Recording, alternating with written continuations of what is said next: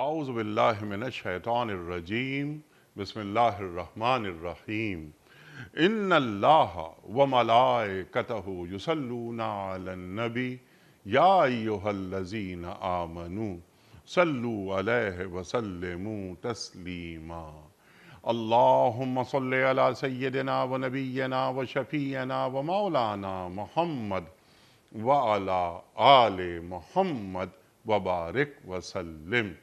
محترم خواتین و حضرات، السلام علیکم۔ پیام صبح کے ساتھ ایک بار پھر حاضر میں ہوں آپ کا میزبان انیق احمد۔ جمعہ اور ہفتہ 2 دن سوال و جواب کے لیے ہم نے رکھے ہوئے ہیں پیام صبح میں۔ ان 2 دنوں میں ہم کیا کرتے ہیں آپ اور ہم جانتے ہیں کہ ہم آپ کی جانب سے آئے ہوئے سوالات کو یکجا کرتے ہیں اور پھر اپنے عہد کے ایک جید مفتی صاحب کی خدمت میں آپ کے سوالات پیش کرتے ہیں، ان سے حاصل کرتے ہیں اپنے مسائل کا حل قرآن و سنت کی روشنی میں۔ کیوں کرتے ہیں ہم یہ 2 دن یہ پروگرام؟ خواتین و حضرات، کوئی کنفیوژن، کوئی ابہام ہمارے ذہنوں میں باقی نہ رہے، خاص طور پر ہمارے نوجوانوں کے ذہنوں میں کسی قسم کی کوئی گتھی ایسی نہ ہو کہ جو سلجھ نہ پائے۔ ہمارا دین مکمل ہے۔ الیوم اکملت لکم دینکم واتممت علیکم نعمتی ورضیت لکم الاسلام دینا۔ کوئی چیز ایسی نہیں، کوئی مسئلہ ایسا نہیں کہ جس کا احاطہ ہمارا دین نہ کر رہا ہو۔ بس فَاسْأَلُوا اہل الذکر ان کنتم لا تعلمون، سوال کرو اہل ذکر سے اگر تم نہیں جانتے۔ تو ہم ایک اہل ذکر کی خدمت میں سوالات پیش کرتے ہیں۔ کچھ سوالات ہم ریکارڈ بھی کرتے ہیں پورے پاکستان کی سڑکوں پر کھڑے ہو کر، عوام الناس سے سوالات لیتے ہیں، وہ سوالات بھی ہم مفتی صاحب کی خدمت میں پیش کرتے ہیں۔ آج کے ہمارے معزز مہمان مفتی احمد عفنان صاحب۔ خواتین و حضرات، مفتی احمد عفنان صاحب ہمارے ملک کا ایک جانا مانا نام، محبوب اور مقبول نام۔ پاکستان میں پڑھا، پاکستان کے باہر پڑھا، ایک دنیا کو قریب سے دیکھا، جامعۃ الرشید سے فارغ التحصیل۔ مفتی صاحب کو خوش آمدید کہتے ہوئے پروگرام کا آغاز اللہ تعالیٰ کے بابرکت نام سے، سورہ بقرہ اور آیت نمبر 30۔ اعوذ باللہ من الشیطان الرجیم، بسم اللہ الرحمن الرحیم۔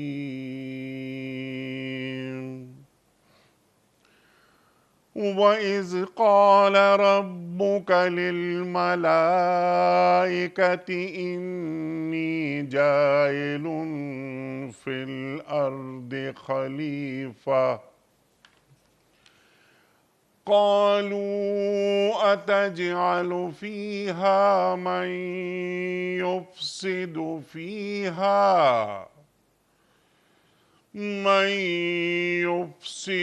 فِيهَا وَيَسْفِكُ الدِّمَاءَ وَنَحْنُ نُسَبِّحُ بِحَمْدِكَ وَنُقَدِّسُ لَكَ قَالَ إِنِّي أَعْلَمُ مَا لَا تَعْلَمُونَ۔ صدق اللہ العظیم۔ پھر ذرا اس وقت کا تصور کرو جب تمہارے رب نے فرشتوں سے کہا تھا کہ میں زمین میں ایک خلیفہ بنانے والا ہوں۔ انہوں نے عرض کیا، کیا آپ زمین میں کسی ایسے کو مقرر کرنے والے ہیں جو اس کے انتظام کو بگاڑ دے گا اور خوریزیاں کرے گا؟ آپ کی حمد و ثنا کے ساتھ تسبیح اور آپ کی تقدیس تو ہم کر ہی رہے ہیں۔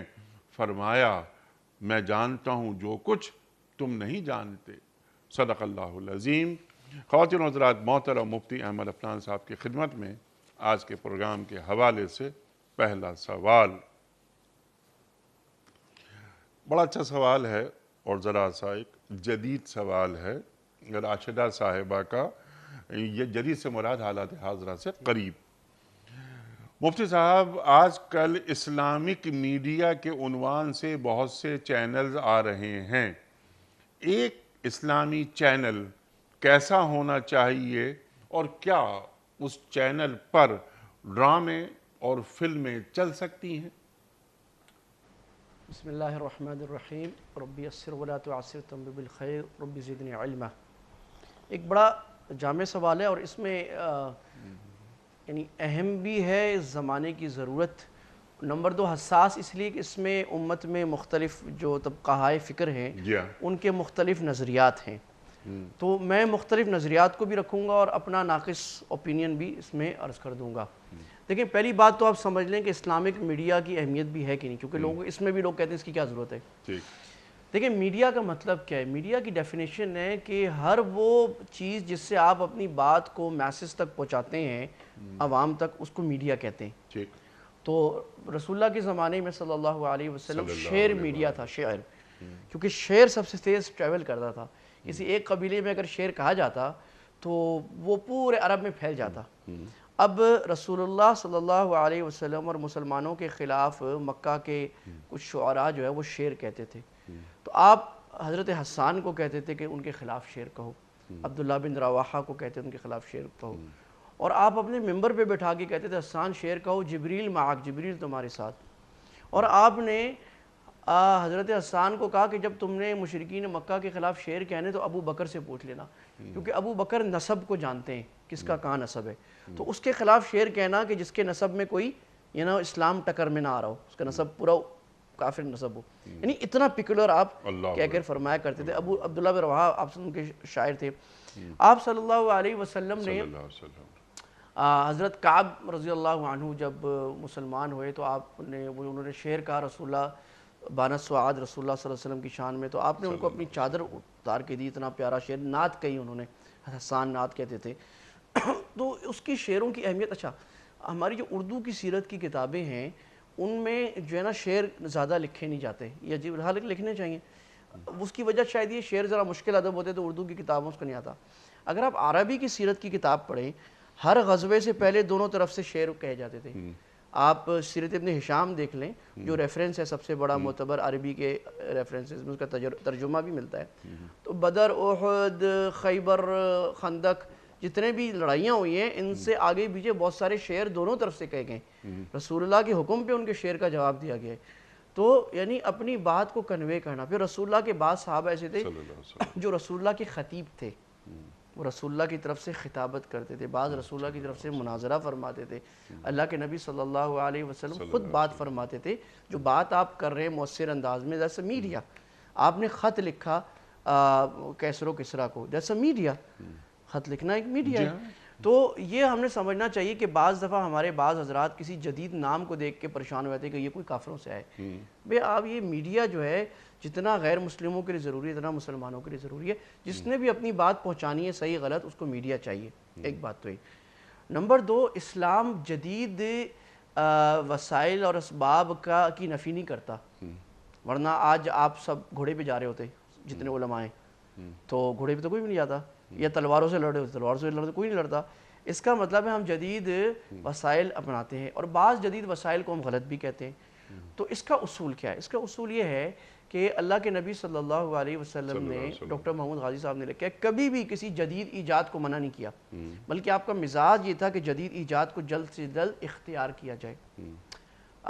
آپ کو پتہ لگا کہ دشمن منجنی کا استعمال کرتے ہیں، جو اس زمانے کی کینن تھی آپ نے استعمال فرمائی، حسک و شائق استعمال کرتے ہیں دشمن کے آگے، جو ہے نا آج کل جیسے بیریکیڈز لگاتے ہیں نا لوہے کے کہ کوئی آئے تو رک جائے، وہ استعمال کرتے ہیں، ٹاور استعمال کرتے ہیں، آپ نے استعمال کیا، آپ نے عبرانی سیکھنے کے لیے حضرت زید کو کہا عبرانی سیکھ کے آؤ، تو آپ کو جو بھی ایجاد ملی آپ نے صحابہ کو کہا یہ ایجاد نئی سیکھ کے آؤ، خندق فارس والوں کی تھی آپ نے لیا۔ تو اس کا مطلب دوسری بات ہماری ہو گئی میڈیا کے لحاظ سے کہ جدید ٹولز کو یوز کرنا کیسا ہے، تو جب تک وہ ٹول بالاتفاق حرام نہیں ہے تو جائز ہے۔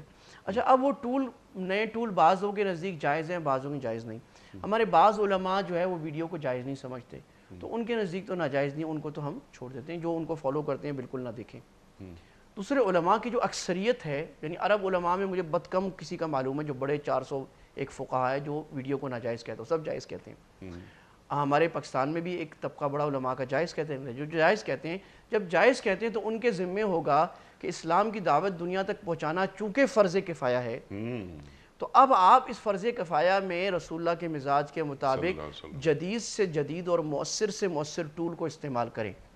اب آپ دیکھ لیں, آپ لوگ کہتے ہیں کہ آڈیو کو استعمال کریں, تو آڈیو ورسز ویڈیو اگر آپ جائیں گے تو دنیا کی فگر یہ ہے کہ ایک عالم کی اگر آپ آڈیو بنوائیں گے اور اسی کی ویڈیو بنائیں گے تو 100 ٹائمز کا فرق آئے گا کم سے کم.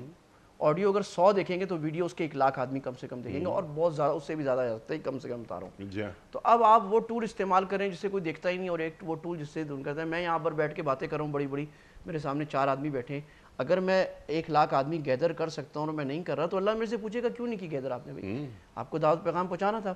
تو آج دنیا میڈیا بولنے کی دنیا آ گئی ہے, اور لوگ باتیں تصویروں سے کرتے ہیں. In this age people communicate with each other in pictures, presentation. اب لوگ بات بھی, ٹیکسٹ بھی نہیں دیکھتے, پکچر دیکھتے ہیں. تو لہٰذا آپ کو ویڈیو کے ذریعے پیغام پہنچانا ہے. تو یہاں تک ہماری بات یہ آ گئی کہ امت کے بڑے طبقے کے نزدیک اسلامی لحاظ سے ویڈیو کے ذریعے اپنا پیغام دنیا تک پہنچانا صرف جائز نہیں, فرض کفایہ ہے. فرض کفایہ کا مطلب اگر امت کا ایک بڑا طبقہ اسلامک میڈیا اپنا رول ادا نہیں کر رہا تو سارے داعی گناہ گار ہوں گے جو تصویر کو جائز سمجھتے ہیں, ویڈیو کو, اور اس کو استعمال نہیں کرے. اچھا, تیسری بات یہ, جب جو کام آدمی کرے اس کو پرفیکشن سے کرنا چاہیے. اللہ کے نبی نے سکھایا, اس کو ہم کہتے ہیں احسان. یعنی مسلمان ناقص کام نہیں کرتا, اگر کر رہے تو وہ اس کا اسلام ناقص ہے اور وہ مسلمان ناقص ہے. چاہے وہ گھر بنا رہا ہے, چاہے وہ نماز پڑھ رہا ہے, چاہے زکوٰۃ دے رہا ہے, چاہے وہ بزنس کر رہا ہے, مسلمان کا ہر کام پرفیکٹ ہونا چاہیے. اچھا سر, تو اس کا مطلب ہے ہمارا جو میڈیا ہے وہ ہالی ووڈ سے اچھا, وہ ٹیڈ ٹاک سے اچھا, وہ دنیا کے کسی اور فورم سے اچھا, یا عیسائی مشنریز کے جو چینلز ہیں ان سے اچھا ہونا چاہیے. اگر ناقص ہے اس کا مطلب ہم لوگ صحیح طرح سوچ نہیں رہے. تو ہمیں بہت کوالٹی کا, کیونکہ مقصد تو لوگوں تک پہنچانا ہے, تو جائز حدود کے اندر یوتھ کو جو اچھا لگتا ہے اس طرح بنا چاہیے, بچوں کو جو اچھا لگتا ہے اس طرح بنا چاہیے. سب سے کم کانٹینٹ ہمارا جو ہے اسلامک چینل بچوں کا ہے ہی نہیں, سب سے بچے یوتھ کا کانٹینٹ ہی نہیں ہے. ہمارے یہاں زیادہ سے زیادہ کانٹینٹ کیا ہوتا ہے کہ ایک عالم بات کرے, اچھی بات ہے, بٹ یہ انف نہیں, یوتھ نہیں دیکھے گا اس کو. لہٰذا ضروری ہے آپ جب اسلامک میڈیا کی آپ بات کر رہے ہیں تو جس طرح جائز پیغام پہنچایا پیغائیں, آپ علماء کی بات کریں, اور بڑا اچھا اسٹوڈیو جیسے آپ کا ہے, اچھے ایکوپمنٹ ہو, اس کو وہ چینل اچھی طرح لوگوں تک پہنچائے آج کے جو ٹولز ہیں یوز کرتے ہوئے.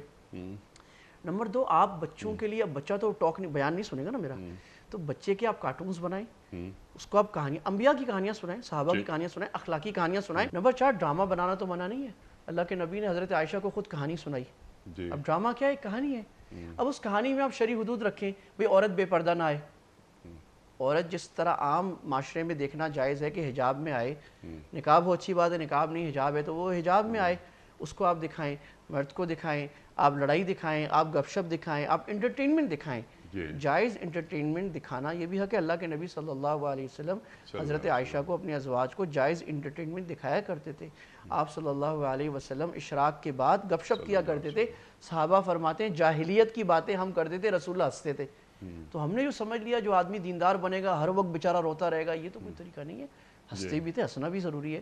تو اس کا مطلب آپ اسلامک میڈیا آپ کا ایسا بیلنس ہو جو ڈرامے بھی دکھا رہا ہو, جو موویز میں اسلامک, جیسے آج ماشاءاللہ ترکی نے اس کے لیڈ لی ہے, تغرل پہ اور مسلمان فاتحین پہ, صلاح الدین ایوبی پہ, پاکستان کی کولیبریشن سے بھی ایک بن رہی ہے. اس کو دین کی حدود کے اندر جو ہے وہ ایک اچھا ڈرامہ, اچھی ویڈیوز بتایا جائے تاکہ نئے معاشرے کو اپنی تاریخ کا پتہ لگے, اسلام کا پتہ لگے. خلاصہ یہ اسلامک میڈیا فرض کفایہ ہے, اس میں شرعی حدود کا ملحوظ رکھنا ضروری ہے. البتہ بعض چیزیں ایسی ہیں کہ پاکستان کے علماء یا میرے نزدیک وہ جائز نہیں ہوگا, ترکی کے عالم یا مصر کے عالم کے نزدیک جائز ہوگا.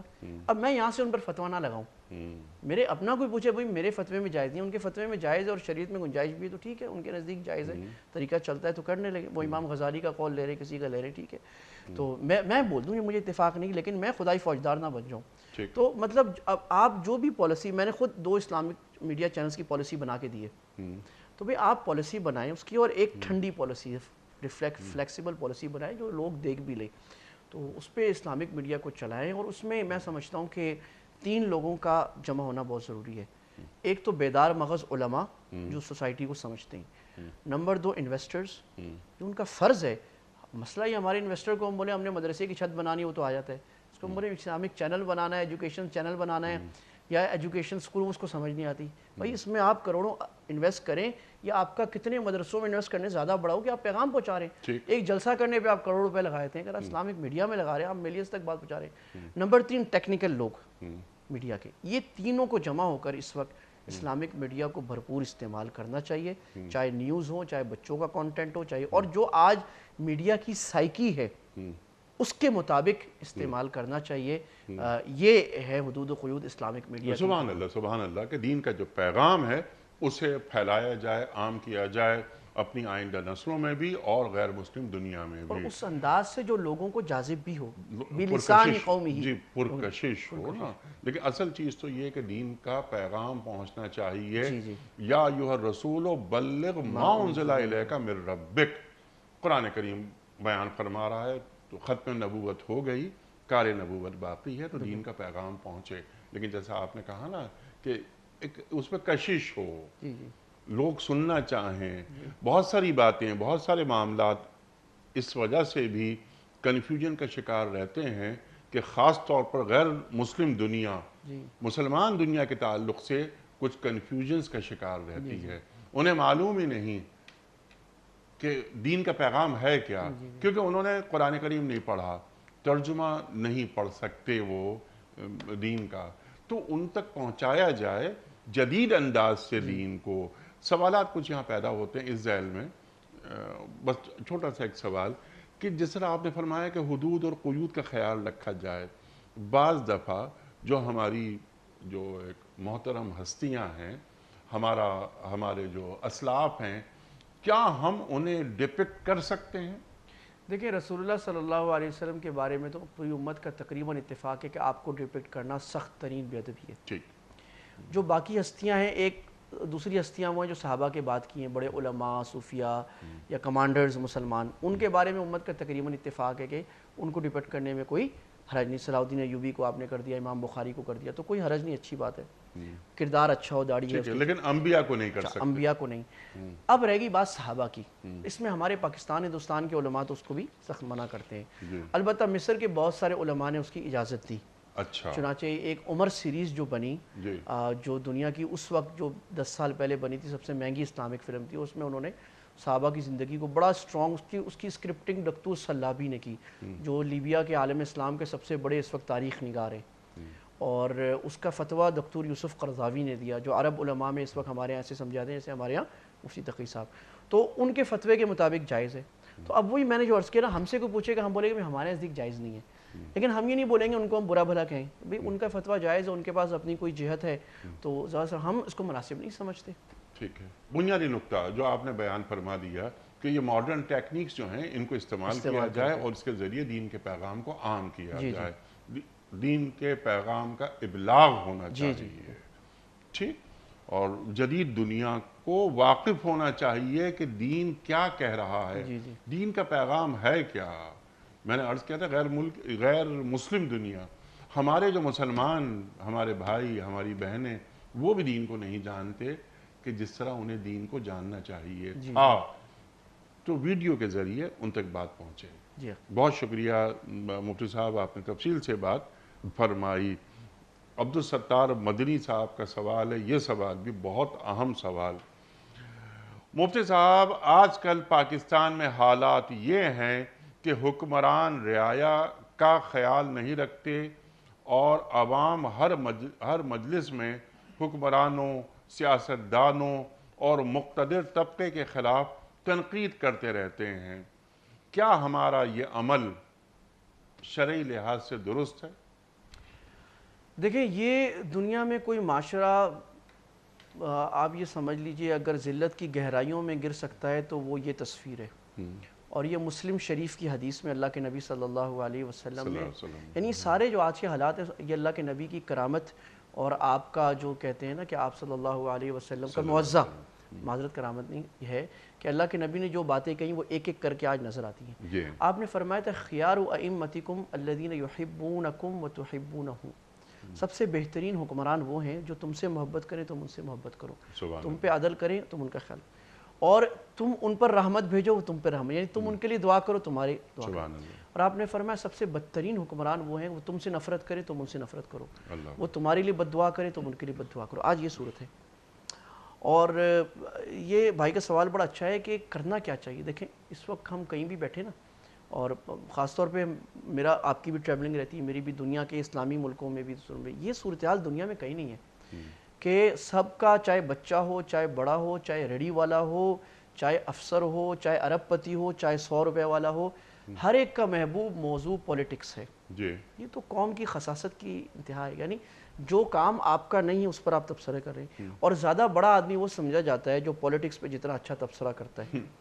وہ ایک صاحب ہندوستان میں ایک موٹیویشن اسپیکر ہے، وہ بڑی اچھی بات کہہ رہے تھے کہ ہمارے ملک میں آپ چائے والے کے ساتھ بیٹھے نا، وہ آپ کو بتائے گا کہ ٹنڈولکر نے بیٹنگ کیسے کرنی ہے، وہ آپ کو بتائے گا کہ فورن منسٹر نے یو این کے ساتھ مذاکرات کیسے کرنے، چائے والا، اور وہ آپ کو ساری باتیں بتائے گا کہ پریزیڈنٹ کو کیا موقف اختیار کرنا چاہیے امریکہ سے۔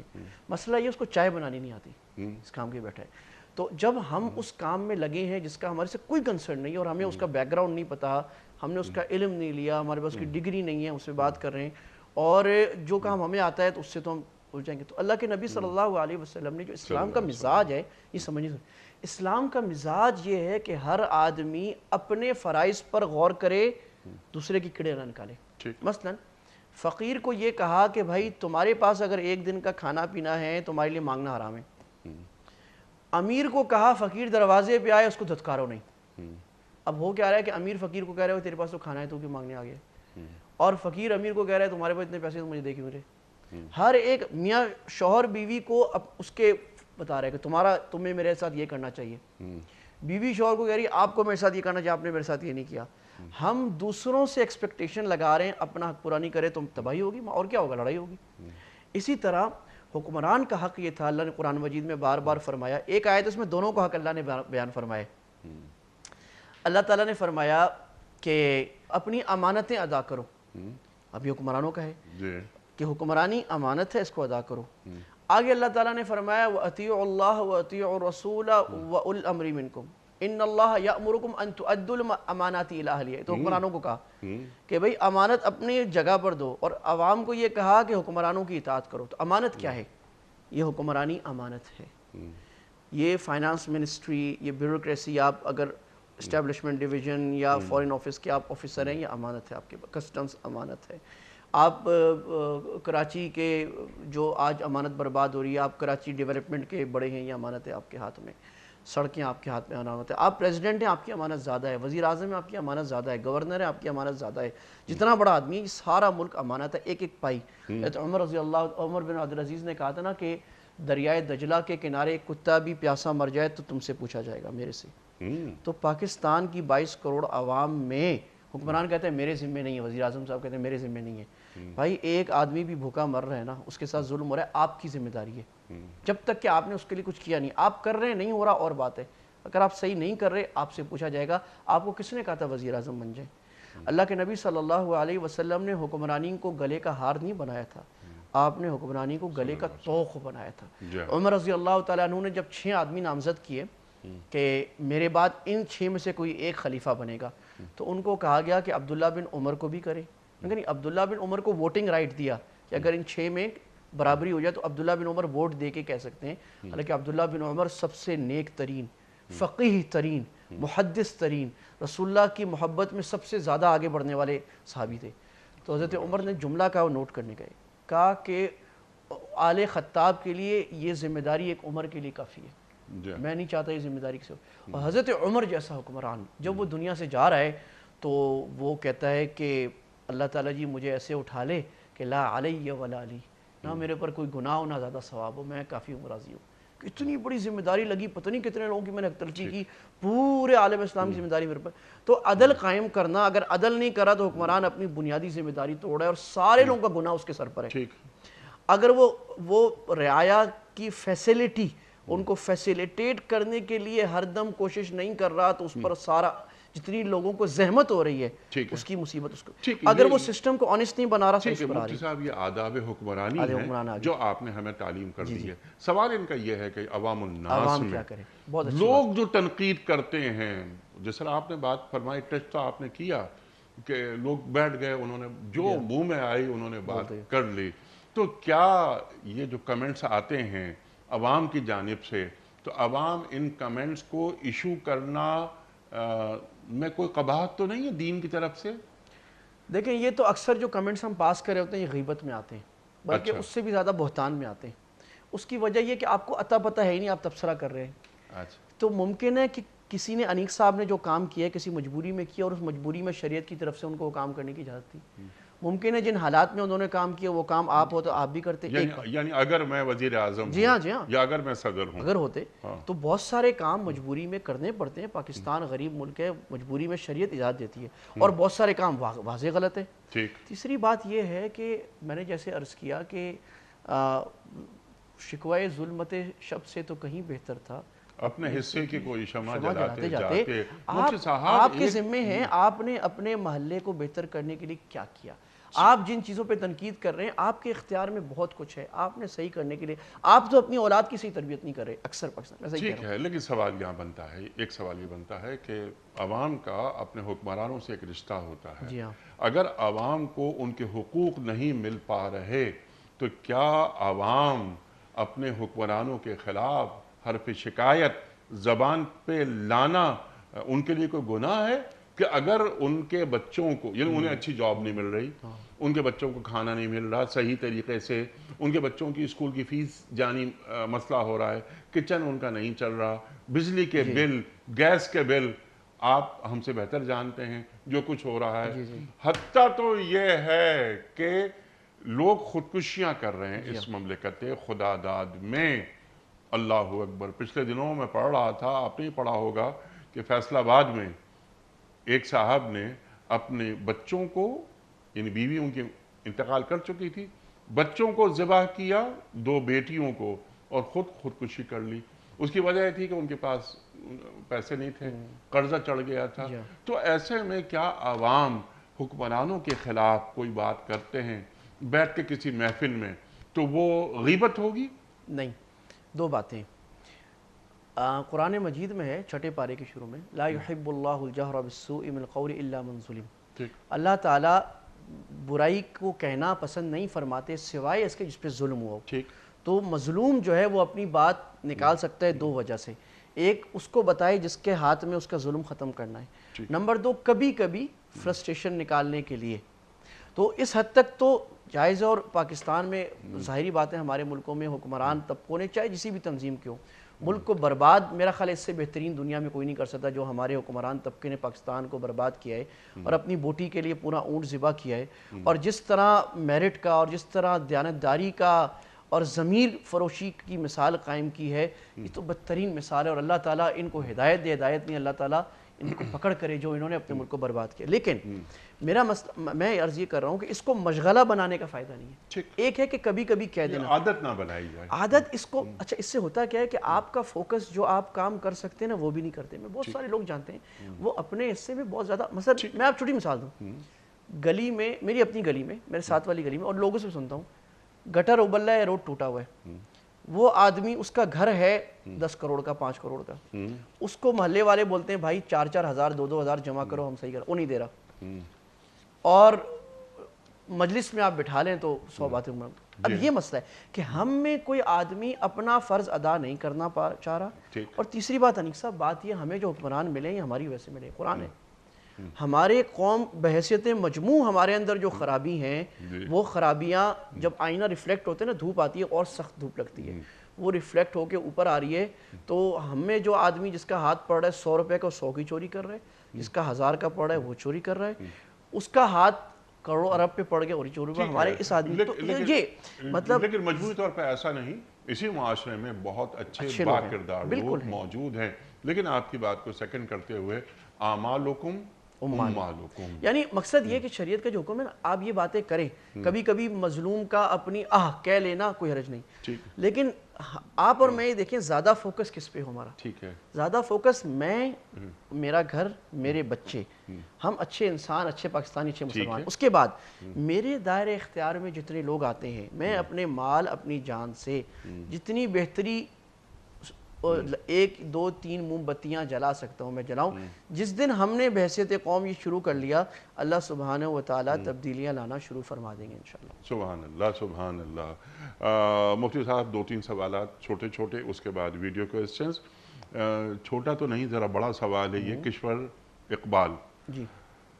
ان کا سوال یہ ہے کہ ایک شخص نے مجبوری کی حالت میں سود پر کچھ پیسے لیے، اب اس کے پاس واپس کرنے کے پیسے نہیں ہیں، اس کا سود بڑھتا جا رہا ہے، کیا اس شخص کی سود کی رقم اتارنے کے لیے اس شخص کی مدد کی جا سکتی ہے؟ ایک سوال.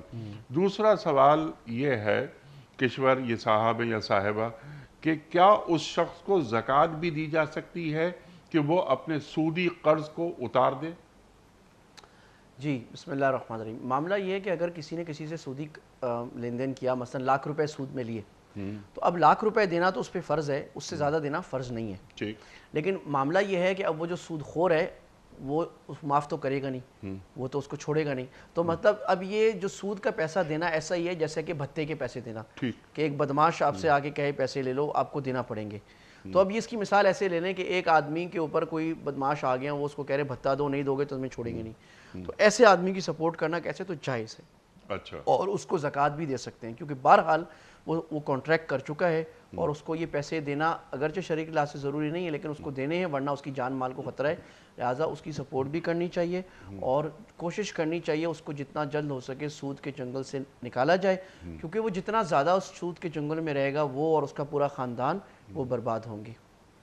کلیئر. اس کی مدد کی جا سکتی ہے اور اسے زکوٰۃ کے پیسے بھی دیے جا سکتے ہیں. ارسلان مصطفیٰ صاحب کا سوال ہے، یہ بڑا اچھا سوال ہے مفتی صاحب، کہ امام صاحب مسجد میں اگر کسی وجہ سے نہیں آئے، بیمار وغیرہ ہو گئے، اچانک وہ نہیں آ سکے، تو پھر امامت کا حق کس کا ہے؟ ہمارے ہاں یہ ہوتا ہے اور وہ ہر جگہ ہوتا ہے. وہ کہتے ہیں ہمارے ہاں یہ ہوتا ہے کہ کوئی بھی شخص آگے بڑھ کر نماز پڑھانے لگتا ہے، یعنی امام کی جگہ پہ وہ کھڑا ہو جاتا ہے. کیا یہ درست طریقہ ہے؟ نہیں، بالکل درست نہیں ہے. رسول اللہ نے اور شریعت نے پوری کیٹیگریز بتائیں، 6-7 کیٹیگریز ہیں کہ پہلے کون، پھر کون، پھر کون، پھر کون. تو آپ سب سے پہلی کیٹیگری ہے اعلمکم، جو سب سے زیادہ عالم ہے دین کا. نماز کے مسائل آپ معلوم ہو جاتا ہے کہ صرف داڑھی کرتا نہیں، وہ اچھی بات ہے، لیکن مسائل دین کے اور نماز کے خاص طور پہ کس کو زیادہ معلوم ہے. نمبر 2 جو اللہ کے نبی صلی اللہ علیہ وسلم نے فرمایا وَلْيَؤُمُّكُمْ أَقْرَؤُكُمْ، کہ تم میں جو سب سے اچھا قرآن پڑھنے والا ہے اس کا حق زیادہ ہے. اس کے بعد تیسرے پھر آتا ہے کہ سب سے زیادہ نیک، سب سے زیادہ نیک کون ہے وہ. اس کے بعد چوتھے نمبر پہ جس کی عزت سب سے زیادہ ہے معاشرے میں، یعنی وہ اچھا مسلمان تو ہے، اس کی عزت زیادہ ہے. تو یہ پریفرنسز ہیں کہ کس کو نماز میں آگے ہونا چاہیے امام کو. اور ایک مسئلہ میں اور عرض کروں، ہمارے ہاں یہ تو آپ نے کہا کوئی آگے ہو جاتا ہے، ہمارے ہاں جب امام صاحب نہ آئیں سب سے پہلے تو لوگ امام صاحب پہ غصہ نکالتے ہیں کہ کیوں نہیں آئے بھائی آج. جیسے وہ ان کے ملازم ہے، وہ بیچارہ 600 دفعہ تو آیا، آج نہیں آیا، اور پریشان ہو جاتے ہیں کیونکہ کسی کو نماز پڑھانی نہیں آتی. جی افسوسناک. اب یہ کتنی افسوس بات. اچھا عربوں میں آپ دیکھیں گے کہ آپ کوئی بھی آگے ہو جائے گا، اس کی داڑھی ہے یا نہیں ہے یا کرتا پہنے اور وہ نماز صحیح پڑھائے گا. یہ ہر مسلمان کا فرض ہے کہ اس کو نماز پڑھانی آنی چاہیے، سبحان اللہ، اس کو اذان دینی آنی چاہیے. یہ ہمیں اپنے بچوں کو سکھانا ضروری ہے.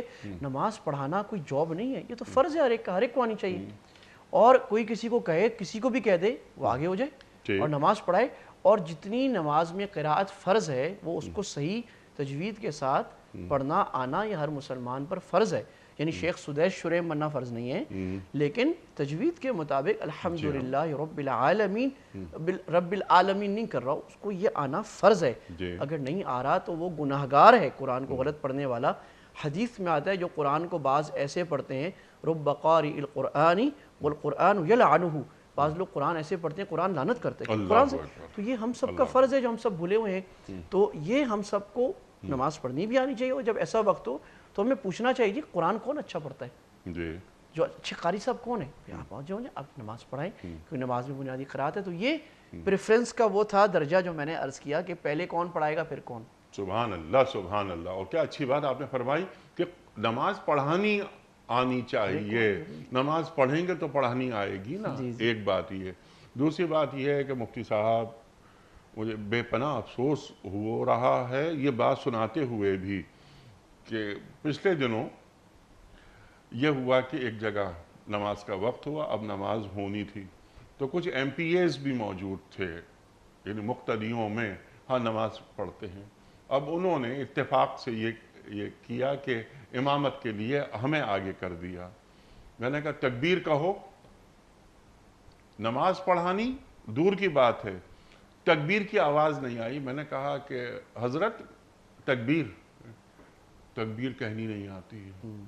میں سر پکڑ کے یعنی میرا برا حال ہو گیا کہ انہیں تکبیر پڑھنی نہیں آتی، اور یہ مسلمان ہیں اور یہ ہمارے معاشرے کے بڑے لوگ ہیں، بظاہر بڑے لوگ ہیں، یہ تکبیر پڑھنی نہیں آتی۔ حالانکہ میں آپ کو بتاؤں اسلامی روایت بھی رہی ہے، اور وہ میں افضل کی جو میں نے بتائی تھی نا، وہ ایک میرے سے رہ گیا تھا۔ جی افضل سب سے پہلا حق نماز پڑھانے کا حکمران کو ہے، جی اور پہلے عالم اسلام میں ہمیشہ جو جامع مسجد ہوتی تھی وہاں خلیفہ نماز پڑھاتا تھا۔ سبحان اللہ۔ اور جناب پاکستان کا قانون جن لوگوں نے بنایا، آئین، اللہ ان کو جزائے خیر دے، بہت اچھے لوگ تھے، میں حیران ہوتا ہوں، فقہ قرآن حدیث کے مطابق بنائے، لیکن وہ تو ہم جیسوں کے ذمہ آ گیا، اس کی جو حشر کی ہے جو آپ نے بتایا۔ پاکستان میں انیق صاحب آئین 62 63 میں لکھا ہوا ہے آرٹیکل میں کہ ایم پی اے یا ایم این اے بننے کے لیے کیا شرط ہے کھڑے ہونے کے لیے الیکشن میں؟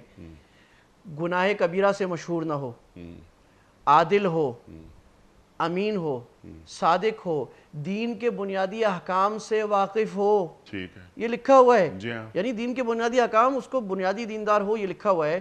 اور اگر ہمارے ہاں ایم پی ایز اور ایم این ایز ایسے بن رہے ہیں جن کو فاتحہ پڑھنی نہیں آتی، تو یہ افسوس کا مقام ہے، اور ملک کے اوپر سواریہ نشان ہے جو ملک کو چلانے والے ہیں کہ ہر چیز کا تو بیڑا غرق کیا، ٹھیک ہے۔ دین تو کے اس ساتھ کا کیا حل مذاق کیا کیا۔ ہے؟ اس کا حل یہ ہے کہ جو ہمارے پارلیمنٹیرینز ہیں ان کے پاس آپ جیسے علماء جائیں، جی بلکہ وہ آپ کے پاس آئیں۔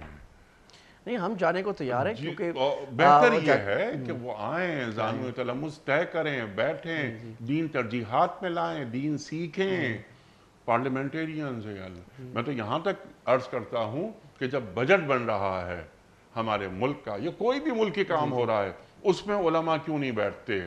انہیں معلوم ہو کہ صاحب بجٹ کیسے بنایا جاتا ہے، اور ان کی انپٹ لی جائے۔ جی وہ علماء جو اکنامکس کو جانتے ہیں، آپ جیسے پڑھے لکھے لوگ بیٹھے ہیں کہ صاحب اس کے اندر کوئی کام غیر شرعی تو نہیں ہو رہا، تو کیوں نہیں بیٹھتے؟ ہمارے پاس کیا بجٹ بناتے وقت کوئی عالم دین بیٹھا؟ انہوں نے بلایا؟ نہیں بلایا۔ ہماری فارن پالیسی بنتی ہے جی تو کبھی کوئی عالم دین بیٹھا؟ یہ بہت بڑا سبجیکٹ ہے، لیکن بعد میں انشاءاللہ کبھی یعنی کسی اسلامی جمہوریہ پاکستان جس کے آئین کے ماتھے پہ لکھا ہے کہ قرآن و سنت کے خلاف کوئی کام نہیں ہوگا، ٹھیک، تو اس میں آپ قرآن و سنت کا ترجمان ہی نہیں بلا رہے، جی بالکل، کیونکہ دل میں چور ہے، آپ کو پتہ ہے وہ کیا بولے گا۔ جی اچھا، پھر اعتراض ہو جاتا ہے، ایک عجیب اعتراض ہو جاتا ہے کہ یار یہ آپ ہر چیز میں دین کو گھسا دیتے ہیں۔ جی ہاں، کیا مطلب ہے؟ دین تمام چیزوں کا احاطہ کرتا ہے، بالکل دین گھسا نہیں رہے، یہ بھی دین ہے۔ جی یہ جو اعد لہم ما استطعتم من قوہ، یہ بھی دین ہے۔ اسلحہ جمع کرنا، یہ بھی دین ہے۔ دشمنوں پہ تمہاری ہیبت ہو، یہ بھی دین ہے۔ اللہ اکبر، کہ لا یکون دولۃ بین الاغنیاء منکم، یہ بھی دین ہے۔ اللہ اکبر، یعنی دین ہر چیز میں شامل ہوگا۔ پارلیمنٹیرینز کیوں نہیں قرآن سے قریب ہیں؟ 10 15 20 ان کی کلاسز ہونی چاہیے۔ سب مسلمان ہیں الحمدللہ، میجورٹی میں ہیں اور دین سے محبت کرتے ہیں، تو علم ہونا چاہیے کہ دین کیا کہتا ہے۔ سدرہ سلیم صاحبہ کا سوال ہے کہ کیا منگیتر سے ملاقات ہو سکتی ہے؟ دیکھیں، منگنی جو ہے نا وہ کوئی ایسی اس سے کوئی چینج نہیں آتی کسی کے حیثیت میں۔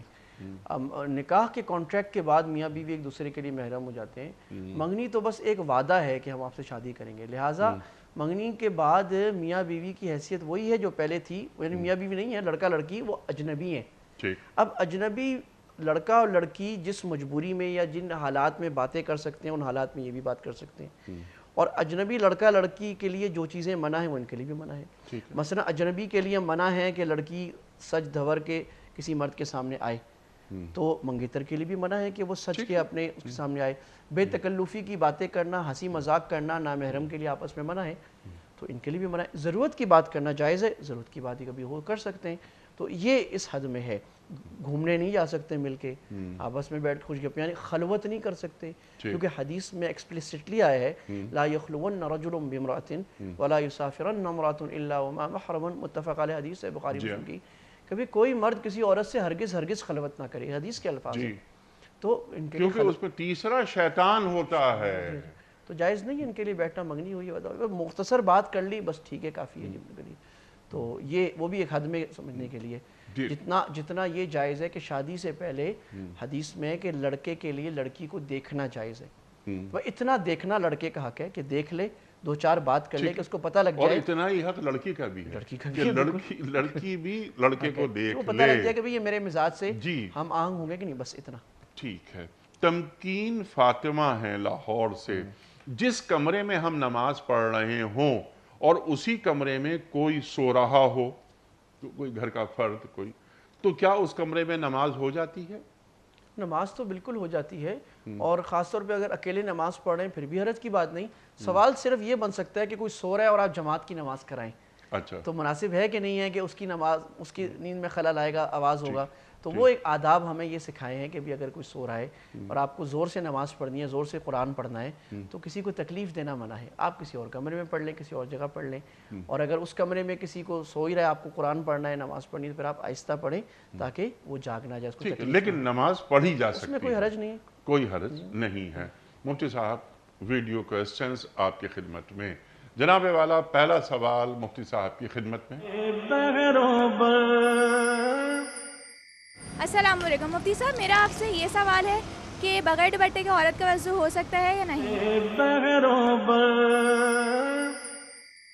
ارشاد. جی ظاہر ہے دوپٹہ اتارنے سے وضو تو ہو جاتا ہے, کہ بلکہ وضو کرتے ہوئے دوپٹہ اتارنا ہی پڑے گا جب مسح کریں گے سر کا. البتہ میرے خیال میں بہن پوچھنا یہ چاہ رہی ہیں کہ دوپٹہ اتارنے سے کہیں وضو تو نہیں ٹوٹ جاتا, شاید یہ پوچھنا چاہ رہی ہیں. تو نہیں, دوپٹہ اتارنے سے وضو نہیں ٹوٹ جاتا, دوپٹہ اتارنا جائز ہے, البتہ نامحرم کے سامنے دوپٹہ اتارنا جائز نہیں ہے. لیکن اگر کسی نے اتارا تو یہ گناہ تو ہے, کبیرہ گناہ ہے, لیکن وضو نہیں ٹوٹے گا اس سے.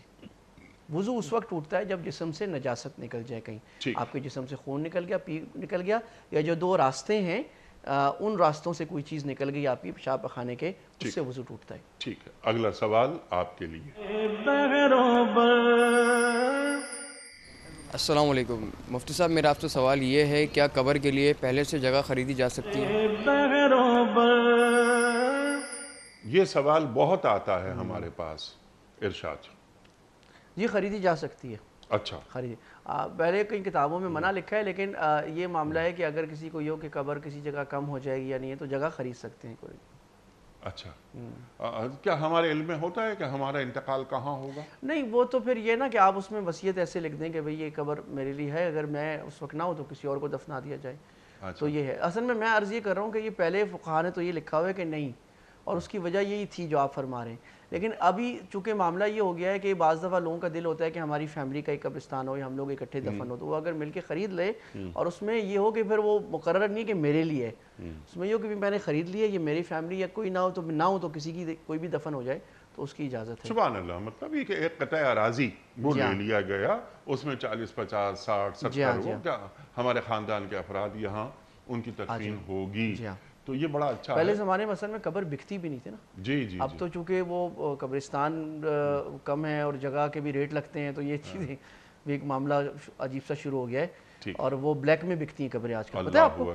جی. بلیک میں قبر بکتی ہیں. بہت سارے مسائل ہیں, لیکن میں یہاں بیان نہیں کر سکتا انہیں کہ کس طرح ٹیلی فون کروانے پڑتے ہیں مخصوص قبرستانوں کے لیے. کسی نے کہہ دیا کہ بھائی یا فون کرا دو. اچھا, اس کی وجہ کیا ہے؟ جہاں بھی کچھ مسئلہ بنے گا نا, شریعت کا کوئی حکم ٹوٹ رہا ہوگا, اس کا نتیجہ بڑا بھیانک آئے گا. بہت اچھی بات کی. شریعت کا یہ طریقہ ہے ہی نہیں کہ قبر آپ نے بنانی تو آپ نے گویا کہ بلڈنگ خرید لی, آپ کی اور آپ کے والد صاحب کی ہو گئی.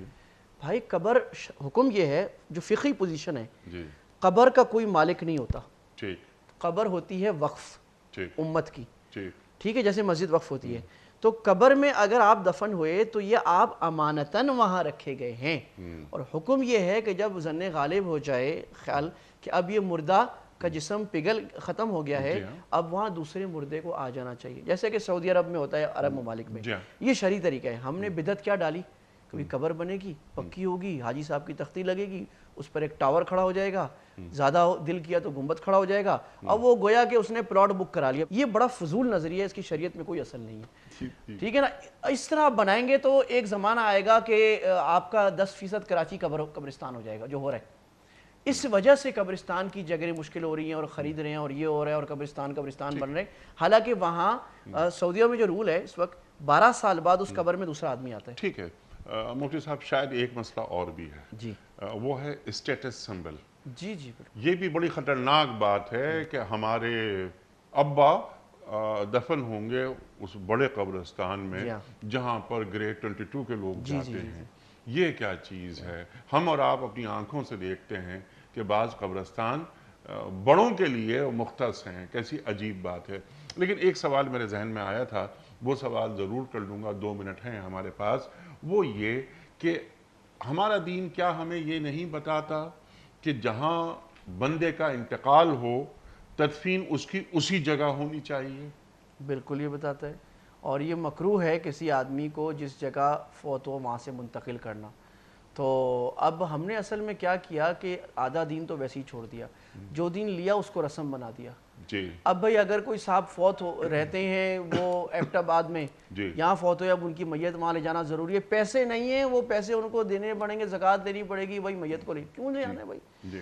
کوئی صاحب فوت ہو گئے، یہاں تک کہ انیق صاحب ایسے ہوا ہے سعودیہ میں لوگ فوت ہوتے ہیں میت یہاں بلاتے ہیں. جی انگلینڈ امریکہ سے نہیں، وہ دفن ہو سکتا ہے مکہ میں، جی وہ دفن ہو سکتا ہے مدینہ میں، اس کو یہاں بلا لیتے ہیں. اللہ اکبر. امریکہ میں فوت ہو گیا، بھائی وہاں دفنا دیں. جی اچھا وہ رہنے تو وہاں چلے گئے تھے تو دفن بھی وہاں ہو جائے، اس میں کیا جاتا ہے؟ تو یہ ایک بہت بڑی بدعت ہے جو معاشرے کے لیے بہت ساری، یعنی یہ ساری، یہ جو خاص طور پہ شادی اور وفات ہے، اس میں سب سے زیادہ ہم اللہ کو ناراض کرتے ہیں. حالانکہ یہ موقع ہے سب سے زیادہ اللہ کو راضی کرنے کا، سنت کے خلاف کام کرتے ہیں. اللہ اکبر اللہ اکبر.